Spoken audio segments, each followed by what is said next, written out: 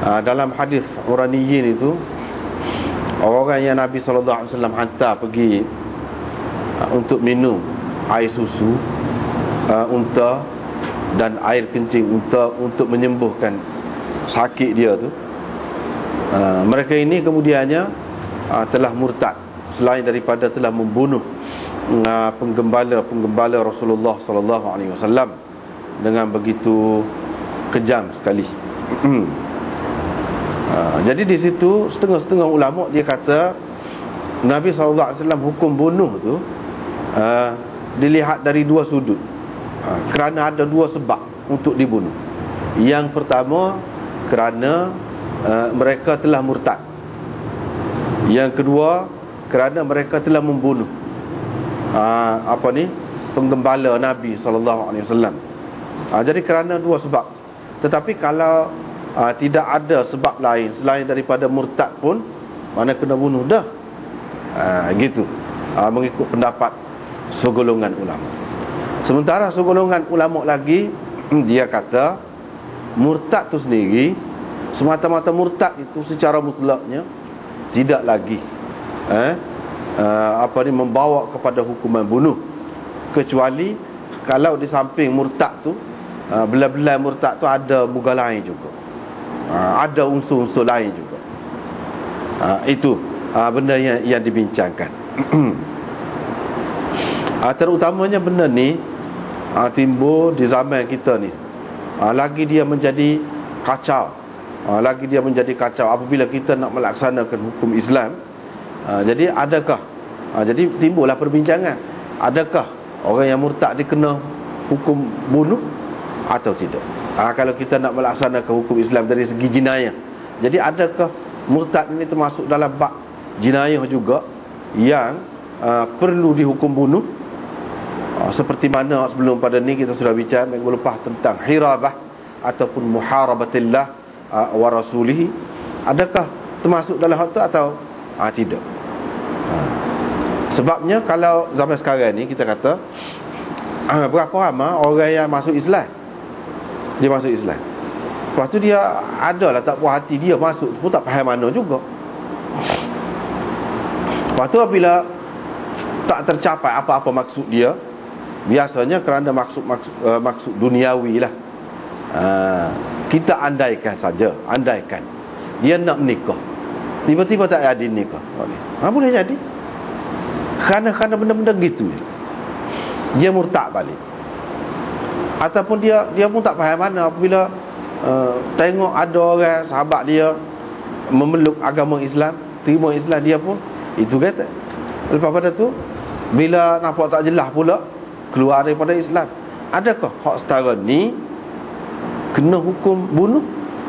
Kalau kena hukum bunuh, dia akan jadi modal kepada orang-orang bukan Islam untuk menakut-nakutkan orang-orang kafir ni terhadap Islam. Dia kata Islam ni gini-gini, dia boleh kata. Jadi apa pula alasan bagi pihak kita kalau kita nak mengatasi benda ni, nak mengatasi tosib orang kafir kata, terutamanya di zaman kita ni, nak bangun, nak naik semula Islam setelah jatuh sekian lama, beberapa abad lama, nak naik semula ni bukan main, susah. Dalam keadaan sistem pula zaman ni zaman moden pula, banyak orang kafir pun banyak kemajuan dia, kebebasan dia dan macam-macam lagi cara dia lah, kemajuan dia akan kritik Islam habis-habisan. Dan bagi pihak kita nak jawab lagu mana? Itu persoalannya. Adakah kita nak kata ini hukum Tuhan semata-mata? Jadi dah hukum Tuhan, kita kena jalankan supaya dengan hak lain-lain, supaya dengan hukum sebab ke ataupun hukum rejam ke, kita kata hak lain-lain kita lagu tu. Gitu ke setara tu ke ini, atau lagu mana? Atau maksud hak murtad yang kena bunuh tu bentuknya lagu lain. Situ ada khilaf. Situ ada khilaf. Walau bagaimanapun kebanyakan ulama dahulu zaman dulu, boleh dikatakan, kalau tidak nak kata semua pun, kebanyakan kita kata Kebanyakan mereka mengatakan semata-mata murtad, tak kira apa sebab. Tak kira apa sebab pun, memang telah membolehkan dia tu dibunuh. Jadi bunuh ni sebagai had. Sebagai had. Jadi had, apabila kita kata had, hak Allah, tidak ada sesiapa pun boleh maaf. Kalau hukum bunuh orang, dia hukum qisas, itu hak manusia. Jadi kalau keluarga dia tu maafkan, tak payah bunuh lah, kata dia. Tak apa, tak bunuh. Memang dari segi dalam Quran pun lagu tu. Tapi kalau hukum had, siapa dia maaf pun tak boleh. Dia mesti kena laksanakan. Sebab itu orang panggil hak Allah.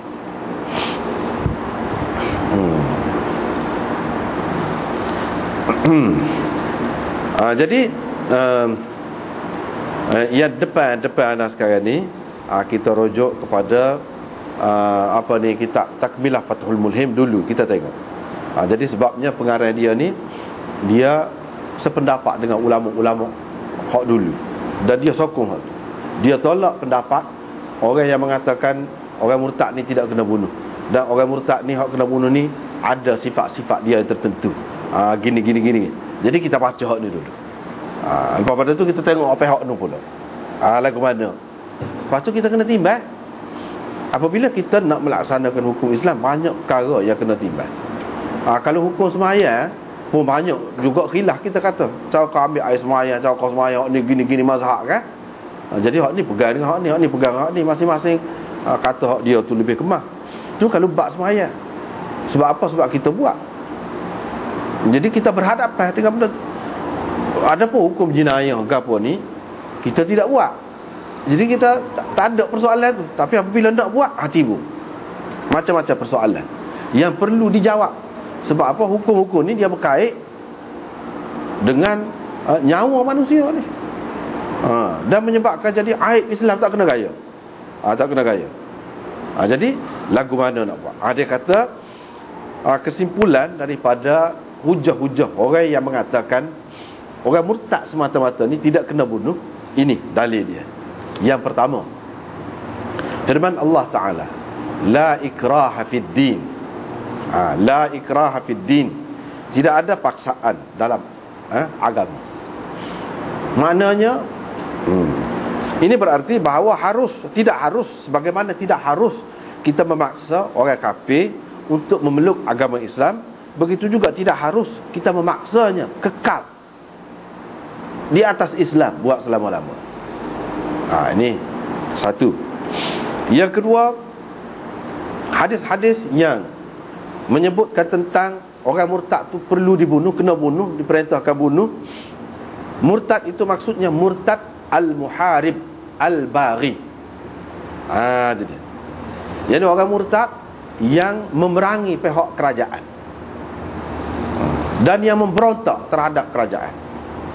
Dia menimbulkan kekacauan. Dia bukan sekadar murtad gitu saja, sekadar diri dia sendiri masalah, alam fikiran dia bercelaru. Bukan. Tetapi dia ada maksud lain.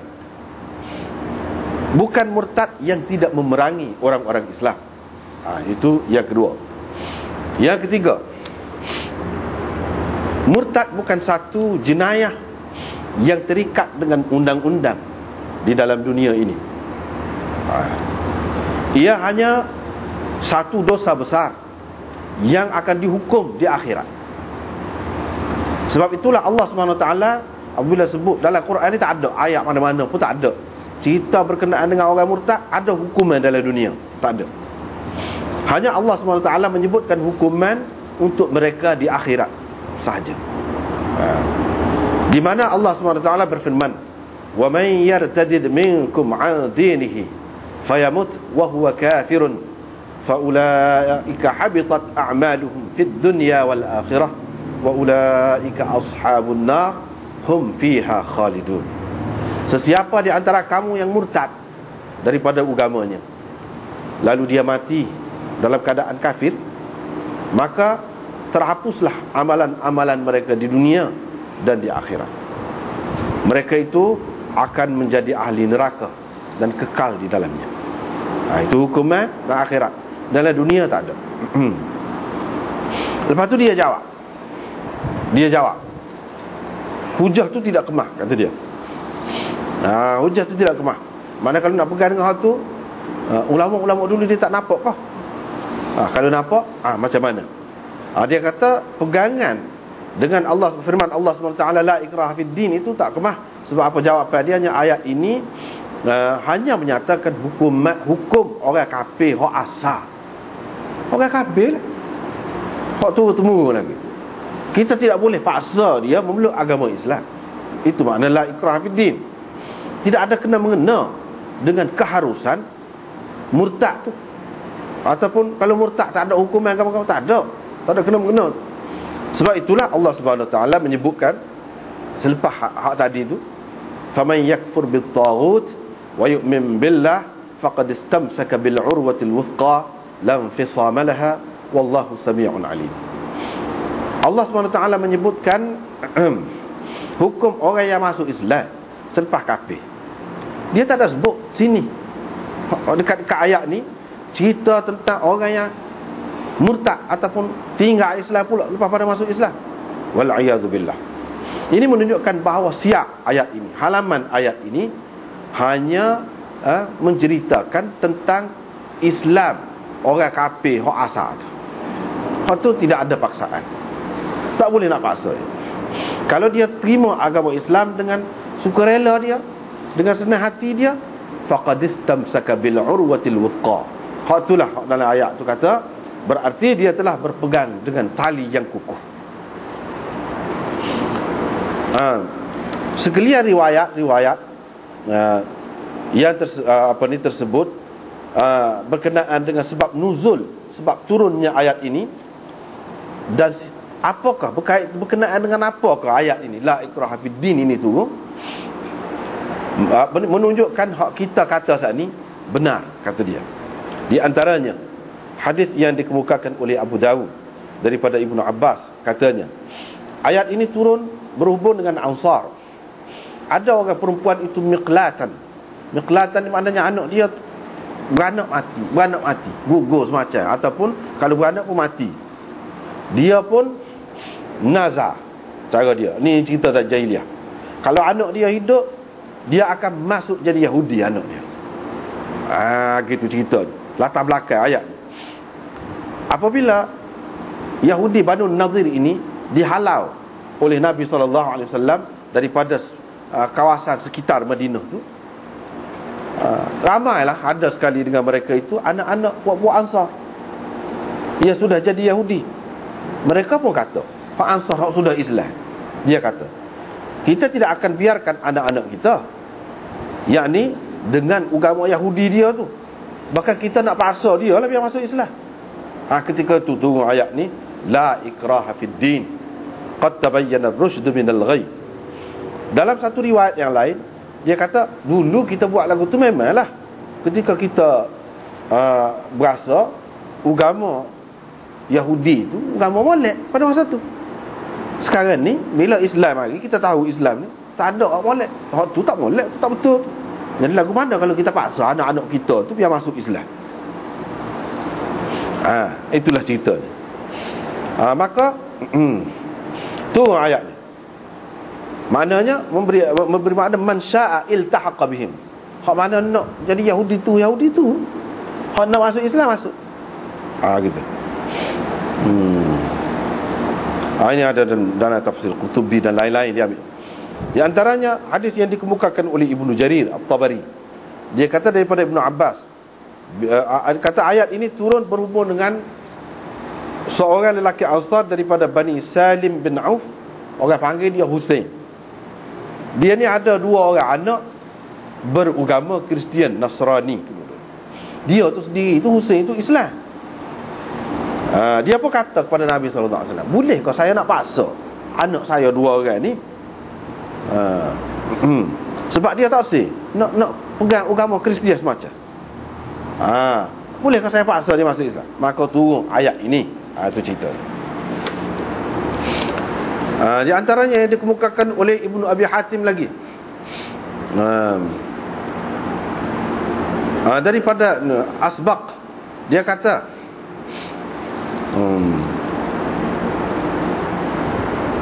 um, aku mengikut agama Kristian, menjadi hamba kepada Umar bin Al-Khattab. Umar bin Al-Khattab pernah kemukakan Islam kepada saya, tapi saya tak sih.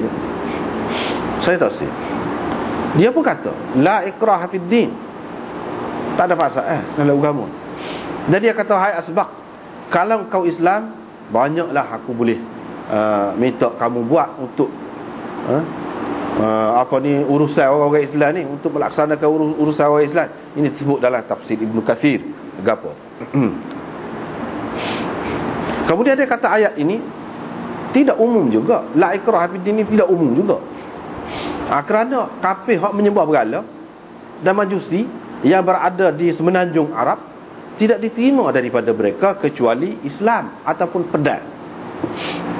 Jadi ini ada paksaan kalau kira. Kalau terima Islam tak apa, kalau tidak terima Islam perang. Itu saja. Maknanya la ikraha fid din itu tidak dipakai di situ. Kalau sekiranya ayat ini umum, tentu tak boleh nak paksa mereka hak duduk dalam semenanjung Arab tu supaya Islam. Sebab itulah setengah-setengah ahli tafsir mengatakan bahawa ayat ini sudah dimansuhkan dengan ayat ya ayyuhan nabiyyu jahidil kuffar wal munafiqin. Dia kata perangilah, berjihadlah dengan orang kafir dan orang munafik. Dan dengan firman Allah mansuh juga dengan ayat ni, waqatiluhum hatta la takuna fitnah. Perangilah mereka sehingga tidak ada lagi fitnah. Riwayat daripada Ibn Mas'ud dan banyak ahli-ahli tafsir lain sebagaimana dalam Qurtubi, lagu itulah. Boleh jadi maksud mereka dengan kata mansuh itu, yakni umumnya itu maksus, bukan mansuh dalam arti yang dipakai oleh ulama-ulama mutaakhirin tentang makna mansuh itu. Boleh jadi mansuh di sini, kata dia, maknanya umum maksus. Makna ayat itu umum tetapi ada yang terkecuali. Mana tidak umum.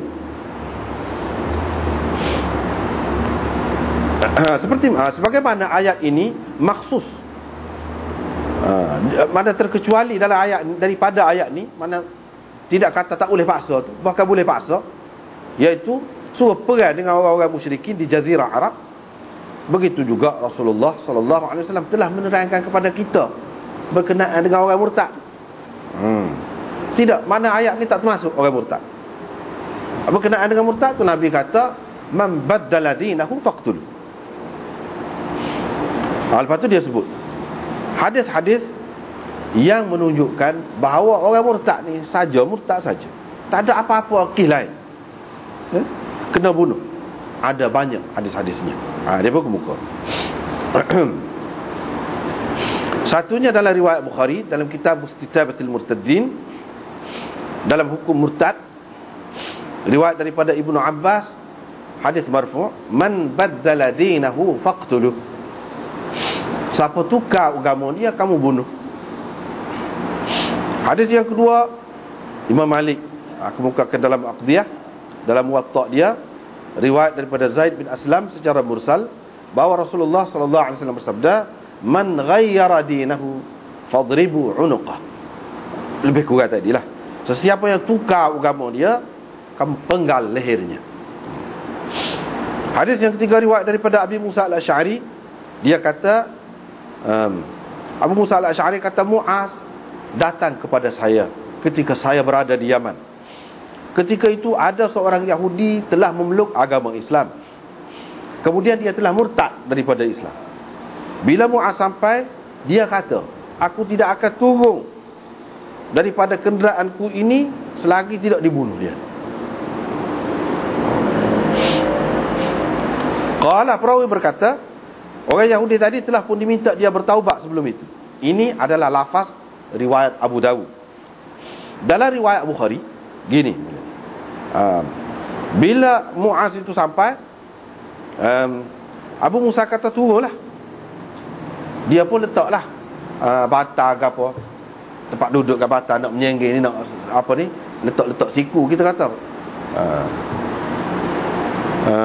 Tiba-tiba dia dapati ada seorang yang diberkah dekat tu. Dia pun kata, Mu'az kata, apa ni? Lalu Abu Musa kata, dia ni orang Yahudi, dia memeluk agama Islam. Kemudian dia balik semula kepada agama dia. Gitu. Jadi Yahudi semula. Mu'adz pun kata, aku tidak akan duduk, tidak akan turun, tidak akan duduk selagi tidak dibunuh dia. Ini adalah keputusan Allah dan Rasulnya. Abu Musa al-Asy'ari kata, duduklah.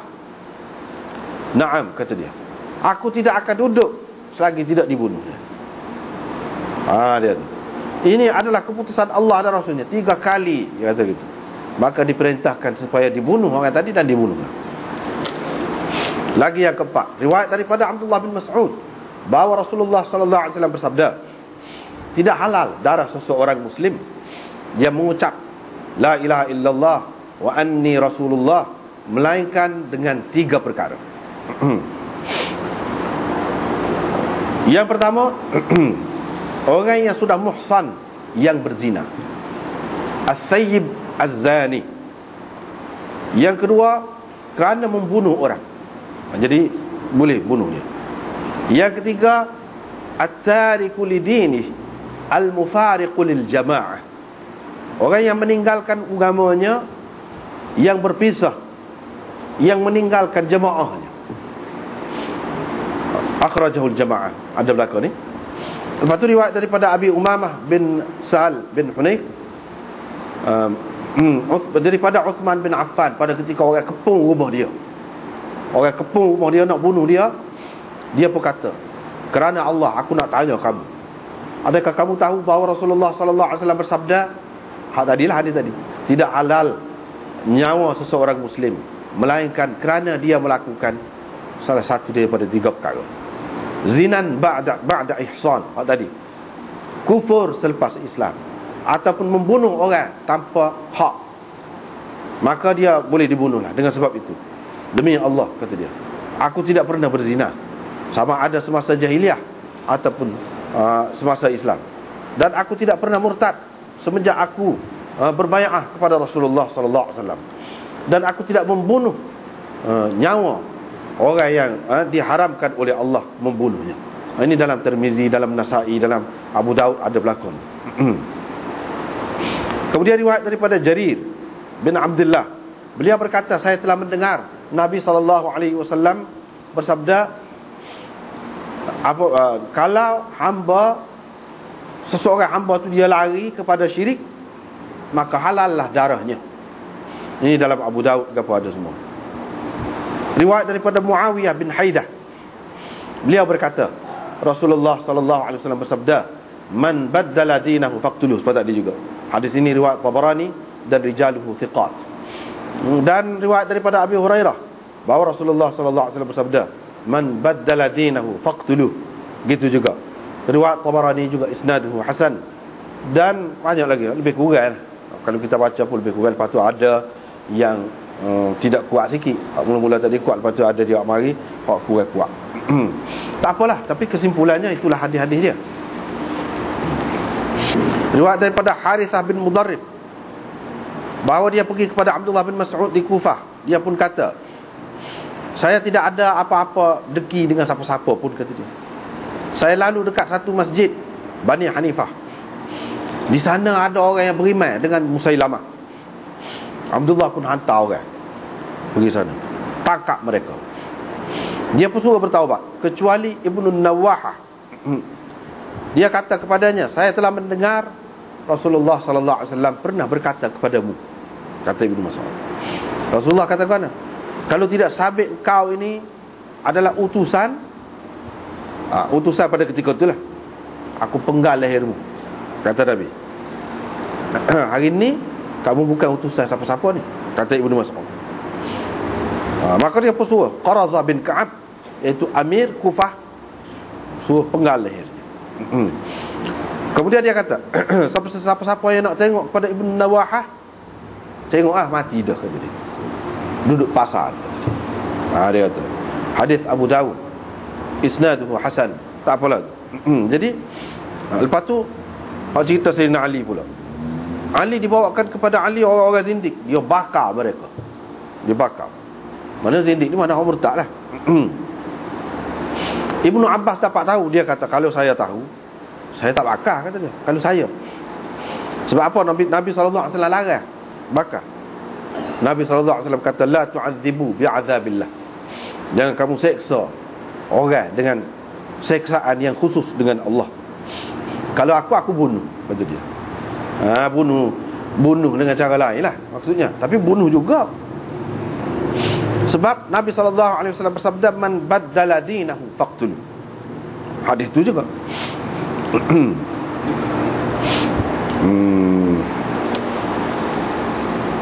Riwayat daripada Anas bin Malik. Beliau berkata, Rasulullah SAW masuk ke Mekah pada tahun Fatih Makkah, tahun ke-8 tu. Di atas kepala Nabi ada topi besi. Bila dia pecah topi tu, tiba-tiba mari satu orang. Dia kata Ibnu Khattal duduk gantung di kelambu Kaabah. Nabi SAW kata, bunuh dia. Gantung di kelambu Kaabah pun, bunuh dia. Ini dalam Bukhari, Muslim pun ada. Dan ini lafaz Bukhari. Lepas tu dia sebut lagi lah beberapa perkara dia sebut.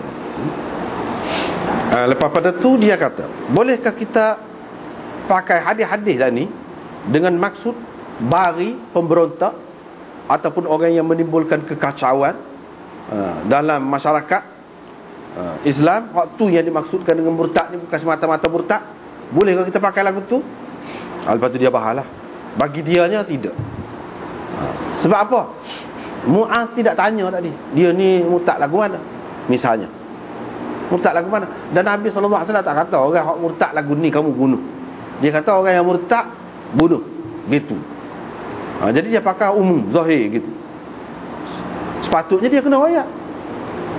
Kalau sekiranya ada perbezaan atau ada perincian dia kena perincikan. Ini masalah nyawa dia. Tak pakai gitu. Mu'az tadi pun kata gitu, tak si turun. Kalau tak bunuh, dia tidak tanya lagu mana. Lepas tu hak zahir nampak Ibnu Khattal itu Nabi SAW suruh bunuh. Kira-kiranya dia murtad. Gitu. Jadi dia tak saya terima lah. Dia kata dalil hak paling kuat orang-orang yang kata murtad semata-mata ni tidak semesti kena bunuh selalu. Dalil dianya, dia pegang dengan hadis tadi lah, hadis yang kita baca tadi ada iaitu at-tariku lidini al-mufariqu lil jamaah, iaitu orang yang meninggalkan agamanya yang berpisah daripada jamaah, daripada kumpulan orang Islam. Tu. Jadi maknanya kata dia bukan orang yang tinggal agama dia saja, sifat dia ni ada lagi al-mufariq lil jamaah. Sebab tu saya nak Abu Bakar perang dengan orang murtad tu pasal apa? Memang dia nak guling kerajaan. Memang dia bukan murtad gitu saja tu. Dia nak bawa agama dia sendiri, nak menghapuskan Islam. Demon ni kata gitulah, demon ni. Tak apa, kita baca, tengok. Jadi dia takwil lah, dia kata ini al-mufariqu lil jamaah ni bukan maknanya sesuatu yang mesti kena ada dua ni. Kena ada dua ni. Kalau kita kata sabit al-baghyu tu tidak murtad pun boleh bunuh kalau berontak. Kalau hirabah tidak murtad pun boleh bunuh patut. Jadi hak ni dia sebut yang meninggalkan agama dia al-mufariq lil jamaah. Jadi gitulah. Lepas tu kalau nak kira hak hukuman dalam Quran tak ada sebut, hukuman dalam dunia ni, maka tak ada lah hukuman dalam dunia. Tak ada dalil gitu kata dia. Sebab apa? Minum arak mana ada hukuman dalam Quran, hukuman dalam dunia, berdasarkan hadis juga. Gitulah kesimpulannya, berdasarkan hadis juga. Jadi kita tak boleh kata kalau tak ada dalam Quran hukuman dalam dunia ni, maka tak ada lah, tak boleh lah. Berapa banyak hukum ta'zir, hak tak ada juga hukum ta'zir sekurang-kurangnya. Kalau kita tidak kata hak ta'zir, hak had pun ada juga. Parjam tu mana adanya? Orang nak pakai juga. Berdasarkan hadis.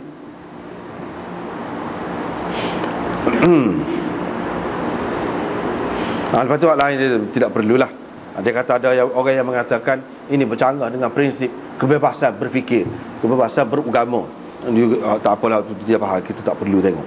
Cumanya sekarang ni kita nak banding, tengok Ini di satu pihak Maulana Taqi Osmani sudah bagi hak dia. Kita nak tengok pula di satu pihak yang lain.